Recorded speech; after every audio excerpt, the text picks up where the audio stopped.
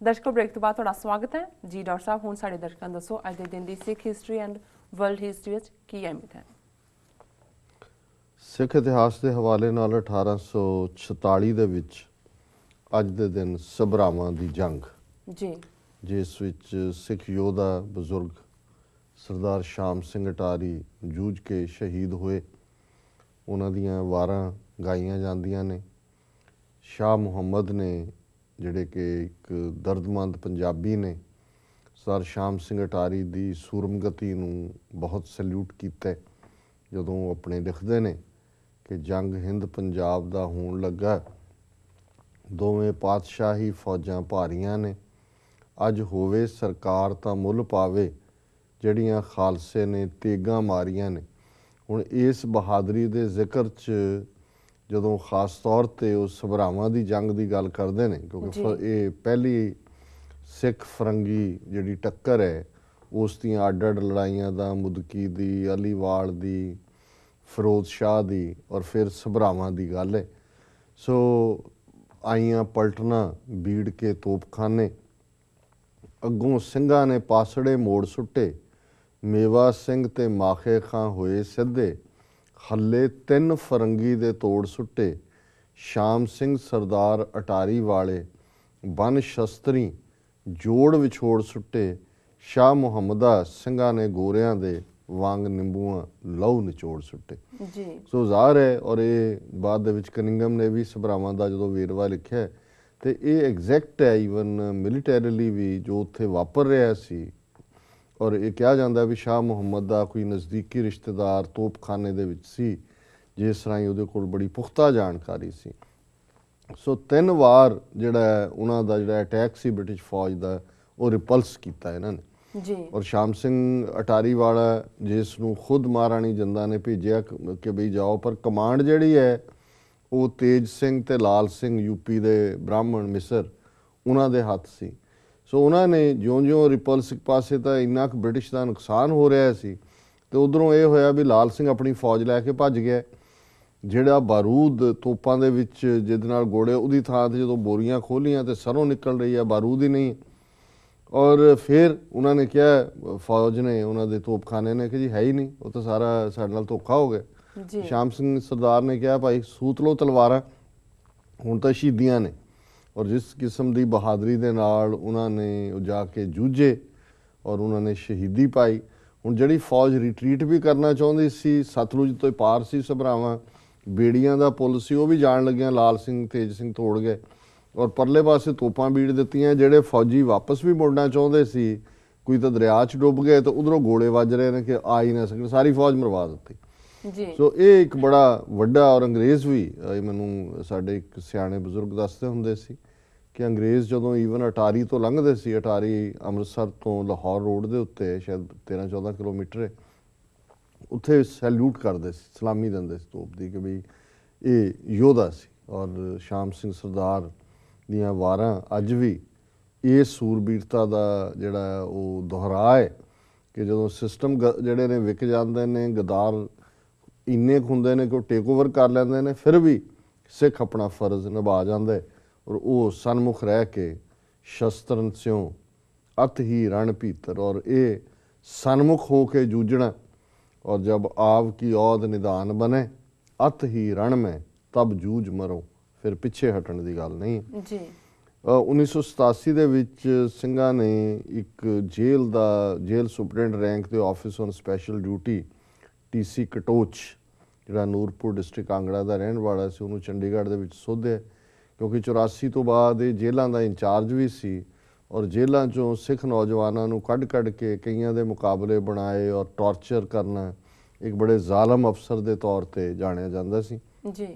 1999 'ਚ ਅੱਜ ਦੇ ਦਿਨ ਜਥੇਦਾਰ ਰਣਜੀਤ ਸਿੰਘ ਹੋਰਾਂ ਨੂੰ ਅਕਾਲ ਤਖਤ ਸਾਹਿਬ ਦੀ ਜਥੇਦਾਰੀ ਤੋਂ ਸ਼੍ਰੋਮਣੀ ਕਮੇਟੀ ਦੀ ਐਗਜ਼ੈਕਟਿਵ ਨੇ ਇਵੇਂ ਹੀ ਮੀਟਿੰਗ ਕਰਕੇ ਸਸਪੈਂਡ ਕੀਤਾ, ਜਿਵੇਂ ਕਿ ਜਥੇਦਾਰ ਬਲਵੰਤ ਸਿੰਘ ਨੰਦਗੜ੍ਹ ਨੂੰ ਨਾਨਕਸ਼ਾਹੀ ਕੈਲੰਡਰ ਦੇ ਮੁੱਦੇ 'ਤੇ ਸਟੈਂਡ ਲੈਣ ਕਰਕੇ ਜਿਹੜਾ ਉਹ ਉਹਨਾਂ ਨੂੰ ਸੇਵਾ ਮੁਕਤ ਕੀਤਾ ਗਿਆ। ਵਰਲਡ ਹਿਸਟਰੀ ਦੇ ਹਵਾਲੇ ਨਾਲ 1763 ਦੇ ਵਿੱਚ ਟ੍ਰੀਟੀ ਆਫ ਪੈਰਿਸ ਹੋਈ। ਕੈਨੇਡਾ ਦੇ ਵਿੱਚ ਲੰਬਾ ਵਕਤ ਜਿਹੜੀ ਹੈ ਫ੍ਰੈਂਚ ਔਰ ਜਿਹੜੇ ਇੰਡੀਅਨ ਸੀ, ਨੇਟਿਵ ਇੰਡੀਅਨ ਜੀ ਜਿਨ੍ਹਾਂ ਨੂੰ ਰੈੱਡ ਇੰਡੀਅਨ ਵੀ ਕਹਿੰਦੇ ਸੀ, ਉਹਨਾਂ 'ਚ ਲੜਾਈ ਚੱਲਦੀ ਰਹੀ ਕਿ ਕੌਣ ਜਿੱਤਦਾ ਹੈ। ਤੇ ਅਖੀਰ ਇਹ ਜਿਹੜਾ ਕੈਨੇਡਾ ਹੈ ਅੰਗਰੇਜ਼ਾਂ ਦੇ ਹਵਾਲੇ ਕਰਕੇ ਪੈਰਿਸ ਦੀ ਟੀਟੀ ਦੇ ਥੱਲੇ ਫ੍ਰੈਂਚ ਪਾਸੇ ਹੋ ਗਏ। ਜੀ 1844 ਚ ਮੌਰਮਨ ਮਾਰਚ ਜਿਹੜੇ ਨੇ, ਮੌਰਮਨ ਇੱਕ ਅਲੱਗ ਕਲਟ ਹੈ, ਇਹ ਵੈਸਟ ਵੱਲ ਜਾਣੇ ਸ਼ੁਰੂ ਹੋਏ। ਹੁਣ ਯੂਟਾ ਦੇ ਵਿੱਚ ਇਹਨਾਂ ਦਾ ਹੈੱਡਕੁਆਟਰ ਹੈ। 1916 ਦੇ ਵਿੱਚ ਜਦੋਂ ਫਸਟ ਵਰਲਡ ਵਾਰ ਚੱਲ ਰਹੀ ਸੀ, ਇੰਗਲੈਂਡ ਦੇ ਵਿੱਚ ਜ਼ਬਰਦਸਤੀ ਫੌਜ ਦੀ ਸੇਵਾ ਜਿਹੜੀ ਹੈ ਉਹਨੂੰ ਲਾ ਬਣਾਇਆ ਗਿਆ, ਉਹਨੂੰ ਕੰਸਕ੍ਰਿਪਸ਼ਨ ਕਹਿੰਦੇ ਨੇ। 1931 ਦੇ ਵਿੱਚ ਅੱਜ ਦੇ ਦਿਨ ਫਾਰਮਲੀ ਨਵੀਂ ਦਿੱਲੀ ਜਿਹੜੀ ਹੈ ਉਹ ਰਾਜਧਾਨੀ ਡਿਕਲੇਅਰ ਕੀਤੀ ਗਈ ਬ੍ਰਿਟਿਸ਼ ਦੀ। ਇਹ ਜਿਹੜੀ ਸਾਰੀ ਪਾਰਲੀਮੈਂਟ ਬਿਲਡਿੰਗ, ਵਾਇਸਰਾਏ ਹਾਊਸ, ਇਹ ਗੁਰਦੁਆਰਾ ਬੰਗਲਾ ਸਾਹਿਬ ਰਕਾਬਗੰਜ ਦੀ ਲੈਂਡ ਹੀ ਹੈ। ਔਰ ਇਹ ਰਾਏਸੀਨਾ ਪਿੰਡ ਸੀ ਜਿਹੜਾ ਕਿ ਲੱਖੀ ਸ਼ਾਹ ਵਣਜਾਰਾ ਉਸ ਨੇ ਗੁਰਦੁਆਰਾ ਸਾਹਿਬ ਨੂੰ ਦਿੱਤਾ ਸੀ। ਜੀ 1933 ਚ ਹਿਟਲਰ ਨੇ ਐਲਾਨ ਕੀਤਾ ਕਿ ਮੈਂ ਕਮਿਊਨਿਜ਼ਮ ਦਾ ਖਾਤਮਾ ਕਰਾਂਗਾ। 1934 ਦੇ ਵਿੱਚ ਪਹਿਲੀ ਜੂਇਸ਼ ਇਮੀਗ੍ਰੈਂਟ ਸ਼ਿਪ ਜਿਹੜੀ ਹੈ ਉਹ ਇੰਗਲਿਸ਼ ਬਲੌਕੇਡ ਨੂੰ ਤੋੜ ਕੇ ਫਲਸਤੀਨ ਦੇ ਵਿੱਚ ਪਹੁੰਚੀ। 2005 ਦੇ ਵਿੱਚ ਨਾਰਥ ਕੋਰੀਆ ਨੇ ਐਲਾਨ ਕੀਤਾ ਕਿ ਉਸ ਦੇ ਕੋਲ ਨਿਊਕਲੀਅਰ ਵੈਪਨ ਹੈਗੇ ਨੇ। ਜੀ ਡਾਕਟਰ ਸਾਹਿਬ, ਤੁਹਾਡਾ ਬਹੁਤ ਬਹੁਤ ਸ਼ੁਕਰੀਆ। ਸਾਡਾ ਅੱਜ ਦਾ ਸਵਾਲ ਹੈ, ਕਾਂਗਰਸੀ ਲੀਡਰ ਸ਼ਸ਼ੀ ਥਰੂਰ ਨੇ ਕਿਹਾ ਹੈ ਕਿ ਅਫਜ਼ਲ ਗੁਰੂ ਨੂੰ ਫਾਂਸੀ ਦੇਣ ਦਾ ਫੈਸਲਾ ਵੀ ਗਲਤ ਸੀ ਅਤੇ ਹੁਣ ਉਸ ਦੀ ਮ੍ਰਿਤਕ ਦੇਹ ਨੂੰ ਪਰਿਵਾਰ ਦੇ ਹਵਾਲੇ ਨਾ ਕਰਨਾ ਵੀ ਗਲਤ ਹੈ। ਜੀ ਡਾਕਟਰ ਸਾਹਿਬ, ਕੀ ਕਹਿਣਾ ਚਾਹੋਗੇ ਤੁਸੀਂ ਇਸ ਬਾਰੇ? ਦੇਖੋ, ਜਬ ਦਿया रंज बुतों ने तो खुदा याद आया। ਹੁਣ ਜਦੋਂ ਕਿ ਕਾਂਗਰਸ ਨੂੰ ਚਾਰ ਚਫੇਰਿਓਂ ਜੁੱਤੀਆਂ ਪੈ ਰਹੀਆਂ ਨੇ, ਜੰਮੂ ਕਸ਼ਮੀਰ 'ਚ ਵੀ ਹਾਲ ਮਾੜਾ ਹੋਇਆ ਹੈ। ਟ੍ਰੈਡੀਸ਼ਨਲ ਮੁਸਲਮਾਨ ਵੋਟਰ ਹਮੇਸ਼ਾ ਕਾਂਗਰਸ ਪੱਖੀ ਸੀ, ਮਾਈਨੋਰਟੀ ਹੈ, ਉਹ ਵੀ ਹਿੱਲਣੇ ਸ਼ੁਰੂ ਹੋ ਗਏ ਕਿਉਂਕਿ ਇਹਨਾਂ ਨੂੰ ਪਤਾ ਨਹੀਂ ਲੱਗਦਾ ਜਿਸ ਤਰੀਕੇ ਨਾਲ ਮਨਮੋਹਨ ਸਿੰਘ ਸਰਕਾਰ ਨੇ ਅਫਜ਼ਲ ਗੁਰੂ ਨੂੰ ਕਾਹਲੀ ਦੇ ਵਿੱਚ ਫਾਂਸੀ ਦਿੱਤੀ। ਜੀ ਉਸ ਦੇ ਪਰਿਵਾਰ ਨੂੰ ਵੀ ਲਾਸਟ ਮੁਲਾਕਾਤ ਲਈ ਨਹੀਂ ਸੱਦਿਆ ਗਿਆ ਔਰ ਬਿਲਕੁਲ ਕਵਰ ਅਪ ਕੀਤਾ ਗਿਆ। ਉਸ ਦੇ ਖਿਲਾਫ ਜਿਹੜਾ ਕੇਸ ਵੀ ਚੱਲਿਆ, ਕੋਈ ਸੋਲਿਡ ਐਵੀਡੈਂਸ ਨਾ ਹੁੰਦਿਆਂ ਵੀ ਇਸ ਡਾਕਟਰ ਨੂੰ ਜਿਹੜਾ ਬੇਗੁਨਾਹ ਆਦਮੀ ਨੂੰ ਫਾਹੇ ਲਾਇਆ ਗਿਆ। ਔਰ ਉਸ ਤੋਂ ਬਾਅਦ ਈਵਨ ਉਸ ਦੀ ਜਿਹੜੀ ਮ੍ਰਿਤਕ ਦੇਹ ਹੈ ਉਹ ਵੀ ਤਿਹਾੜ ਜੇਲ੍ਹ ਦੇ ਵਿੱਚ ਹੀ ਦੱਬੀ ਹੋਈ ਹੈ, ਉਹਦੇ ਘਰਦਿਆਂ ਨੂੰ ਵੀ ਨਹੀਂ ਦਿੱਤੀ ਗਈ। ਜੀ ਹੁਣ ਕਸ਼ਮੀਰ 'ਚ ਡਿਫੀਟ ਹੋਈ, ਰਾਜ ਸਭਾ ਦੀਆਂ ਚੋਣਾਂ ਲਈ ਵੋਟਾਂ ਪੈਣੀਆਂ ਸੀ। ਕਾਂਗਰਸ ਦਾ ਇੱਕ ਗਨੀ ਜਿਹੜਾ ਅਬਦੁਲ ਗਨੀ ਕੇ ਕੀ ਨਾਂ ਹੈ, ਉਹਨੇ ਤਰਲੇ ਕੀਤੇ 6 ਜਿਹੜੇ ਨੇ ਦੂਜੇ ਕੁਛ ਆਜ਼ਾਦ MLA ਵੀ ਸੀ ਕਿਉਂਕਿ ਉਹਨਾਂ ਦੀਆਂ ਵੋਟਾਂ ਦੇ ਸਿਰ ਤੇ ਹੀ ਉਹ ਰਾਜ ਸਭਾ ਦਾ ਮੈਂਬਰ ਬਣ ਸਕਦਾ ਸੀ। ਤਾਂ ਉਹਨਾਂ ਨੇ ਕਿਹਾ ਪਹਿਲਾਂ ਲਿਖ ਕੇ ਦੇ ਕੇ ਅਫਜ਼ਲ ਗੁਰੂ ਨੂੰ ਫਾਂਸੀ ਦੇਣਾ ਗਲਤ ਸੀ ਔਰ ਉਹਦੇ ਜਿਹੜੇ ਲਾਸਟ ਉਹਦੀ ਡੈੱਡ ਬੋਡੀ ਆ, ਉਹਦੇ ਰਿਮੇਨਸ ਨੇ ਉਹ ਪਰਿਵਾਰ ਨੂੰ ਦਿੱਤੇ ਜਾਣ। ਜੀ ਸੋ ਉਹਨੇ ਲਿਖ ਕੇ ਦਿੱਤਾ। ਉਸ ਸਟੇਟਮੈਂਟ ਨੂੰ ਵੀ ਜੰਮੂ ਕਸ਼ਮੀਰ ਅਸੈਂਬਲੀ 'ਚ ਉਹਨਾਂ ਨੇ ਪੜ੍ਹਿਆ। 6 ਕਾਂਗਰਸ ਦੇ MLA ਵੀ ਪਹਿਲਾਂ ਰਿਮਾਰਕ ਕਰ ਚੁੱਕੇ ਨੇ ਕਿ ਬਈ ਇਹ ਵਾਪਸ ਕਰਨੇ ਚਾਹੀਦੇ ਨੇ ਔਰ ਇਹ ਉਹਨਾਂ ਦੀ ਮ੍ਰਿਤਕ ਦੇ ਔਰ ਇਹ ਗਲਤ ਸੀ ਫੈਸਲਾ ਉਹਨੂੰ ਫਾਂਸੀ ਦੇਣ ਦਾ। ਸੋ ਮੇਰਾ ਖਿਆਲ ਹੈ ਵੀ ਸ਼ਸ਼ੀ ਥਰੂਰ ਜਿਹੜਾ ਆਪ ਮਰਡਰਰ ਹੈ, ਵੈਸੇ ਆਪਣੀ ਘਰ ਵਾਲੀ ਸੁਨੰਦਾ ਕਿ ਕੀ ਬੀਬੀ ਦਾ ਨਾਂ ਸੀ, ਉਹਨੂੰ ਮਾਰਨ ਦੇ ਲਈ ਹਾਲਾਂ ਕਵਰ ਅਪ ਤਾਂ ਕਰ ਰਿਹਾ ਜੀ, ਬੜਾ ਐਕਟਿੰਗ ਵੀ ਕਰਦਾ, ਪਰ ਕੋਈ ਸ਼ੱਕ ਨਹੀਂ ਹੈ ਜਿਸ ਕਿਸਮ ਦੇ ਸਰਕਮਸਟੈਂਸ਼ੀਅਲ ਐਵੀਡੈਂਸ ਨੇ ਪਾਸੇ ਦੇ। ਔਰ ਹੁਣ ਇਹ ਮੁਸਲਮਾਨਾਂ ਦਾ ਵੀ ਹਮਦਰਦ ਬਣ ਗਿਆ ਕਿ ਬਈ ਕੀ ਹੈ। ਸੋ ਇਹ ਹੈ ਵੀ ਕਾਂਗਰਸ ਦੀ ਹੁਣ ਕਿਉਂਕਿ ਉਦੋਂ ਬੇੜੀ ਡੁੱਬ ਰਹੀ ਹੈ ਤਾਂ ਕੋਈ ਜਿਵੇਂ ਡੱਡੂ ਚੜ੍ਹੇ ਹੁੰਦੇ ਨੇ, ਕੋਈ ਟਰੈਂਕ ਕਰ ਰਿਹਾ, ਕੋਈ ਇੱਧਰ ਬੋਲ ਰਿਹਾ, ਕੋਈ ਉੱਧਰ ਬੋਲ ਰਿਹਾ, ਕੋਈ ਸੈਂਟਰਲ ਕਮਾਂਡ ਨਹੀਂ ਹੈ। ਜੀ ਜੀ ਲੇਕਿਨ ਕਿਉਂਕਿ ਅਫਜ਼ਲ ਗੁਰੂ ਦਾ ਦਿਨ, ਸ਼ਹੀਦੀ ਦਿਨ 2 ਦਿਨ ਪਹਿਲਾਂ ਹੀ ਸੀ, ਵੀਕਐਂਡ ਤੇ, ਜੀ ਔਰ ਕਸ਼ਮੀਰ ਭਰ ਦੇ ਵਿੱਚ ਲੋਕਾਂ ਨੇ ਉਹਨੂੰ ਸੈਲੀਬ੍ਰੇਟ ਵੀ ਕੀਤਾ ਔਰ ਪ੍ਰੋਟੈਸਟ ਵੀ ਕੀਤਾ ਵੀ ਉਹਦੀ ਡੈੱਡ ਬੋਡੀ ਦੇ ਉਹ ਪੁਲਿਸ ਨੇ ਗੋਲੀ ਚਲਾਈ, ਇੱਕ ਮਰ ਵੀ ਗਿਆ ਬੰਦਾ। ਸੋ ਹੁਣ ਕਿਉਂਕਿ ਇਸ਼ੂ ਹਾਈਲਾਈਟਡ ਹੈ, ਹੁਣ ਇਹ ਮੁਸਲਮਾਨਾਂ ਨੂੰ ਖੁਸ਼ ਕਰਨਾ ਚਾਹੁੰਦੇ ਨੇ ਵੀ ਇੱਦਾਂ ਦੇ ਬਿਆਨ ਦੇ ਕੇ ਸ਼ਾਇਦ ਉਹ ਸਾਡੇ ਮਗਰ ਲੱਗ ਜਾਣਗੇ। ਜੀ ਡਾਕਟਰ ਸਾਹਿਬ, ਬਿਲਕੁਲ। ਹੁਣ ਸਾਡੇ ਦਰਸ਼ਕਾਂ ਨੂੰ ਦੱਸੋ ਅੱਜ ਦਾ ਵਿਚਾਰ। ਅੱਜ ਦੇ ਵਿਚਾਰ ਲਈ ਅਸੀਂ ਗੁਰੂ ਅਰਜਨ ਸਾਹਿਬ ਜੀ ਦੇ 2 ਸ਼ਲੋਕ ਜਿਹੜੇ ਚੁਣੇ ਨੇ। ਪਹਿਲਾ ਹੈ, ਗੁਰਪੂਰਾ ਜਿਨ ਸਿਮਰਿਆ ਸਈ ਭੈ ਨਿਹਾਲ, ਨਾਨਕ ਨਾਮ ਆਰਾਧਨਾ ਕਾਰਜ ਆਵੈ ਰਾਸ। ਤੇ ਦੂਸਰਾ ਸ਼ਲੋਕ ਹੈ, ਪਾਪੀ ਕਰਮ ਕਮਾਵਦੇ ਕਰਦੇ ਹਾਏ ਹਾਏ, ਨਾਨਕ ਜਿਉਂ ਮੱਥਨ ਮਾਧਾਣੀਆਂ ਤਿਉਂ ਮੱਥੇ ਧਰਮ ਰਾਏ। ਜੀ ਗੁਰਪੂਰਾ ਜਿਨ ਸਿਮਰਿਆ ਸਈ ਭੈ ਨਿਹਾਲ, ਕਿ ਜਿਸ ਨੇ ਪੂਰੇ ਗੁਰੂ ਦਾ ਸਿਮਰਨ ਕੀਤਾ, ਪੂਰਨ ਗੁਰੂ ਦੇ ਉਪਦੇਸ਼ ਤੇ ਆਮੰਨਾ ਕੀਤੀ, ਉਹ ਨਿਹਾਲ ਹੋ ਗਏ, ਆਨੰਦ ਵਿੱਚ ਚਲੇ ਗਏ, ਸਟੇਟ ਆਫ ਬਲਿਸ 'ਚ ਆ ਗਏ। ਕੋਈ ਫਿਕਰ, ਕੋਈ ਗਮ, ਕੋਈ ਉਦਾਸੀ ਨਹੀਂ ਰਹੀ। ਜੀ ਨਾਨਕ ਨਾਮ ਆਰਾਧਨਾ ਕਾਰਜ ਆਵੈ ਰਾਸ, ਬਹੁਤ ਵਾਰੀ ਅਸੀਂ ਜਦੋਂ ਕਾਰਜ ਆਵੇ ਰਾਸ ਦੁਨਿਆਵੀ ਕੰਮਾਂ ਨਾਲ ਜੋੜ ਦੇਖਦੇ ਹਾਂ ਕਿ ਜੀ ਮੇਰਾ ਘਰ ਦੀ ਹੋ ਜਾਏ, ਨੌਕਰੀ ਲੱਗ ਜਾਏ, ਕੋਈ ਹੋਰ ਅਸੀਂ ਸਮਝਦੇ ਹਾਂ ਜੀ ਕਾਰਜ ਰਾਸ ਹੋ ਗਏ। ਜੀ ਜੀ ਬਹੁਤ ਵਾਰੀ ਇਹ ਠੀਕ ਹੈ ਵੀ ਬਾਰਕ ਆਂਗੀ ਹੋਂ ਸਭ ਕੁਛ ਮੰਗਾ, ਬੱਚੇ ਵਾਂਗ ਅਸੀਂ ਆਪਣੇ ਪਿਓ ਤੋਂ ਸਭ ਕੁਝ ਮੰਗਣਾ, ਘਰ ਵੀ, ਬੱਚੇ ਵੀ, ਉਹਨਾਂ ਦੀ ਵਿੱਦਿਆ ਵੀ, ਸਭ ਕੁਛ ਹੀ ਹੈ। ਲੇਕਿਨ ਜਦੋਂ ਇਹ ਕਾਰਜ ਆਵੇ ਰਾਸ ਦਾ ਜ਼ਿਕਰ ਹੈ, ਇਹ ਉਸ ਜਦੋਂ ਤੁਹਾਡਾ ਮਨ ਇੱਕ ਟਿਕਾ ਇੱਕ ਸਹਿਜ ਦੇ ਵਿੱਚ ਆ ਜਾਂਦਾ ਹੈ, ਰੱਬ ਦੇ ਨਾਲ ਜੁੜ ਜਾਂਦਾ ਹੈ, ਫਿਰ ਤਾਂ ਕੋਈ ਮੰਗਣ ਦੀ ਚਾਹਨਾ ਨਹੀਂ ਰਹਿੰਦੀ।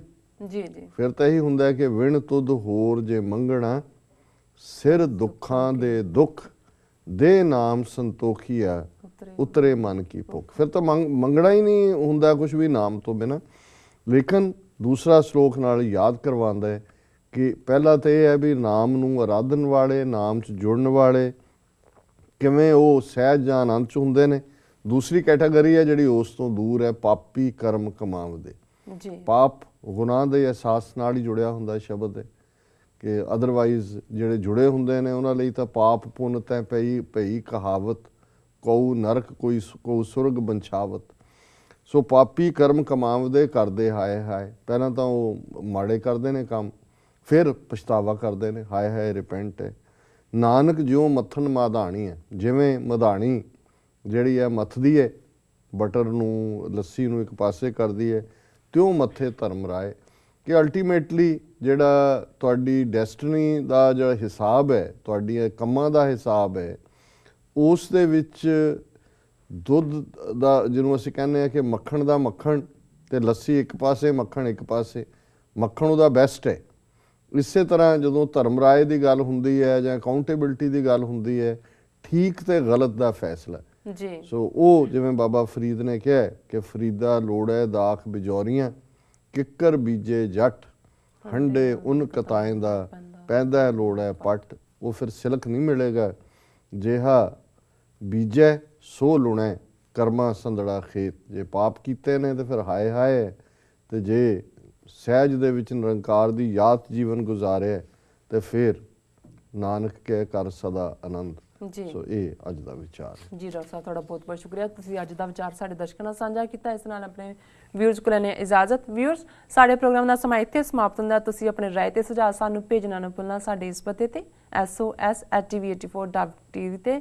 ਅਸੀਂ ਆਪਣਾ ਪ੍ਰੋਗਰਾਮ ਲੈ ਕੇ ਫਿਰ ਦੁਬਾਰਾ ਹਾਜ਼ਰ ਹੋਵਾਂਗੇ। ਤਦ ਤੱਕ ਲਈ ਮੈਨੂੰ ਤੇ ਡਾਕਟਰ ਸਾਹਿਬ ਨੂੰ ਆਗਿਆ ਦਿਓ ਤੇ ਬੁਲਾ ਦਿਓ ਫਤਿਹ। ਵਾਹਿਗੁਰੂ ਜੀ ਕਾ ਖਾਲਸਾ, ਵਾਹਿਗੁਰੂ ਜੀ ਕੀ ਫਤਿਹ।